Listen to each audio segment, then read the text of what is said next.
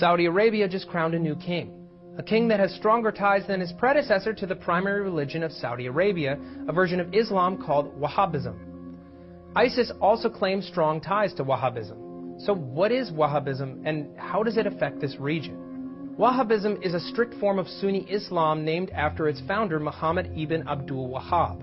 He preached that all Muslims should strictly adhere to the Quran's teachings.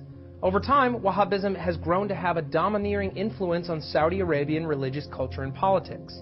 In Saudi Arabia, Wahhabism is seen as the true interpretation of Islam. They also believe that anyone who does not practice their version of Islam are heretics. This teaching has been the cause of tension within the Islamic world because Wahhabism sees other followers of Islam, like Shias and Sufis, as non-believers, a fact that ISIS has manipulated and overstated to justify their own terrorist agenda.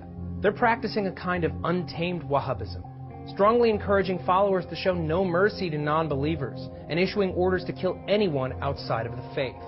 And this isn't the first time that Wahhabism has been connected to a terror organization. Alongside ISIS, Wahhabi teachings have also heavily influenced Al-Qaeda and the Taliban. On the surface, it may seem like terror groups are adhering to the strict practice of Islam as a part of the religious crusade that allows them to justify violent action. However, there might be another reason why Wahhabism is being embraced by groups like ISIS. Experts believe that their ulterior motive might be financial.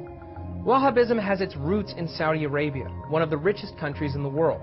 It's understood that some Saudi charities and private companies are used as a front to fund extremist Wahhabi organizations like ISIS to the tune of $100 billion over the last 30 years.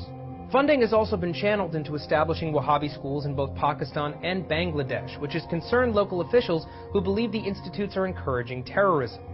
So how did this happen? Well, we should mention that there is no evidence linking the Saudi government directly to funding terrorist activities. But some Saudi Arabian citizens are funding groups like ISIS.